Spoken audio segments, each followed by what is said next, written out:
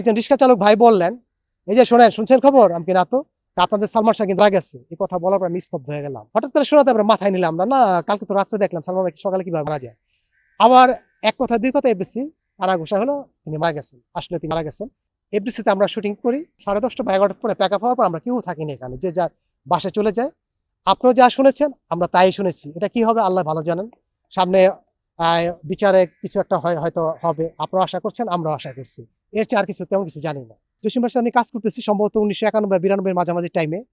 তখন দেখলাম দূর থেকে একটা ছেলে মারুতি গাড়ি দিয়ে একটা ছেলে আসলো ট্রাউজার পরা। আসে জসিম ভাইকে সালাম করলেন, করে কথাবার্তা চলে গেলেন। সাথে ছিলেন অরুণ দা, তার ক্যামেরাম্যান। বলেন, অরুণ দা এই ছেলেটির সামনে হিরো হবে। তো হিরো যেতে হবে একটু আমি লুকটা দিলাম, তাকালাম, দেখলাম যে ও আচ্ছা। তিনি ছিলেন ইমন, মানে সালমান শাহ। তখন তো তিনি হিরো হন নাই। যাই হোক, এর মধ্যে জসিম ভাইয়ের সাথে যে কোনো কারণে আমাকে অপছন্দ করলেন। তিনি 1 মাসের জন্য আউটডোর চলে গেলেন। আমাকে নিলেন না। আমাকে আবার মুসলিম বেলাকে সেট করে দিলেন আমার উস্তাদ, যে উস্তাদ ও কাজ করুক। তাই মুসলিম আবার 2টি ছবি নিয়ে গেলেন। একটা হলো ত্যাগ ছবি, আর একটা কেয়ামত থেকে কেয়ামত, মানে এই হিরোর ছবি। তারা উঠেছিলেন সম্ভবত প্রবালে, আর আমরা ছিলাম কক্সবাজার একটা সামনে হোটেল। ওদিকে ত্যাগ ছবি করলাম, করার পর বিকালে না যেন দুপুর টাইমে ওদের শুটিং ছিল না, জসিম বেলা দেখা করতে আসলাম। হ্যাঁ, কাঞ্চন ভাই ছিল ত্যাগ ছবি। কিন্তু ওই যে 1 মাসের আগে আউটডোরে ঢুকে গেছেন জসিম ভাই। জসিম ভাইয়ের সাথে আবার আমাদের কেয়ামত থেকে আমাদের ইউনিট, অনেক লম্বা হোটেল তো। তা জসিম ভাইয়ের সাথে দেখা করে যেতে একটু পিছিয়ে তাকালাম, দেখলাম মৌসুমী আপনি বসা, উনি মেকআপ করতেছেন। আমি ভাবলাম, ও আচ্ছা, ওনাকে তো বিজ্ঞাপন লাগছে দেখেছিলাম।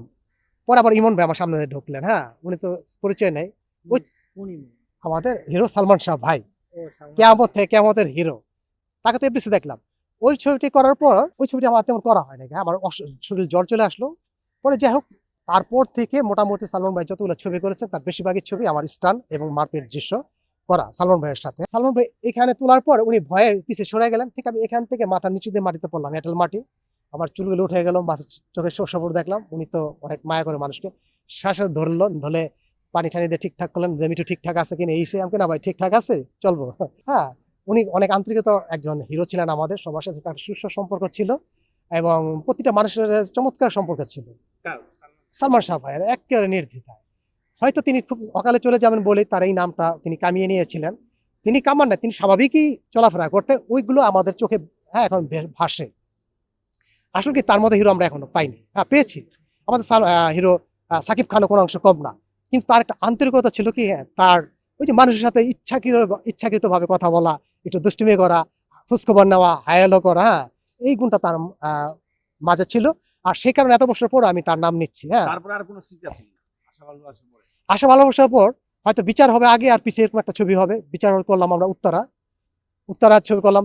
ওই সময় আওয়ামী লীগ আর বিএনপি খালি গ্যাঞ্জাম লেগেই থাকতো, 15 দিন 10 দিন খালি হরতাল। গেলাম শুটিংয়ে, সকালে যাওয়ার পর আমাকে ভাই একটু সাবধানে ঘুষিটা মাইরা, না মারলাম ঠিক এই ঘন্টার মধ্যে, আমার মাথা ধরে গেল। পরের দৃশ্যতে আমি আবার সালমান শাহ ভাইকে একটু ঘুষি মারবো, আমি একটু প্রতিশোধ যেন না হয়। আমাকে, না ভাই নিশ্চিত থাকেন, একটু লাগবে না। মারলাম, তুমি পানিতে বলে একটু মারপিটের দৃশ্য হলো। এইভাবে তার সাথে আমরা অনেকদিন কাজ করলাম। বন্ধুরা একটু বলি তার মৃত্যুর ব্যাপারটা একটু বলি। হ্যাঁ, এই যে আমি যে জায়গাটা দাঁড়িয়ে আছি একটু সামনে, রাত বাজে 9:30 আনুমানিক। মুভির নাম কথা দাও। এই ছবিটি শুটিং করতেছিলাম ওমর সানি ভাই, ভাইয়ের মৌসুমী আপু আর বাপ্পারাজ। মূলত মৌসুমী আপু আর বাপ্পারাজের ভাইয়ের সাথে আমরা শুটিং করছি 9:30টার সময়। এর মধ্যে হঠাৎ করে দেখলাম এই আপনার ক্যামেরা পিছন দিয়ে যাচ্ছে, দূরতে বললাম, হ্যাঁ সালমান ভাই কেমন আছেন। সে হায়ালো করলেন, ক্যামেরাম্যানের সাথে কথা বললেন, উনি ডাবিং এ চলে গেলেন। আধা ঘন্টা পরে আবার উনি আসলেন, আবার ওই সেম হায়ালো করলেন, পরে চলে গেলাম। পরের দিন আমাদের মানা ভাইয়ের শুটিং ছিল ক্যান্টিনের সামনে। আমি আসছি সকাল আনুমানিক 9:30-10টার সময়। একজন রিক্সা চালক ভাই বললেন, এই যে শোনেন, শুনছেন খবর? আমি কি না তো আপনাদের সালমান শাহ কিন্তু মারা গেছে। এই কথা বলার পর আমি স্তব্ধ হয়ে গেলাম। হঠাৎ করে শোনাতে আমরা মাথায় নিলাম না, না কালকে তো রাত্রে দেখলাম সালমান ভাই সকালে কিভাবে মারা যায়। আবার এক কথা দুই কথা এফডিসি আনা ঘোষণা হলো তিনি মারা গেছেন। আসলে তিনি মারা গেছেন। অনেকে আমাকে প্রশ্ন করেন, মিয়া আপনার অনেক গালমন্দ করেন আমাকে ফেসবুকে, মেয়ে আপনার সিনেমার লোক সালমান ভাই কেমন আপনার জানেন না। দেখুন বন্ধুরা, এফডিসিতে আমরা শুটিং করি 10:30 বা 11টার পরে প্যাক আপ হওয়ার পর আমরা কেউ থাকিনি এখানে, যে যার বাসায় চলে যায়।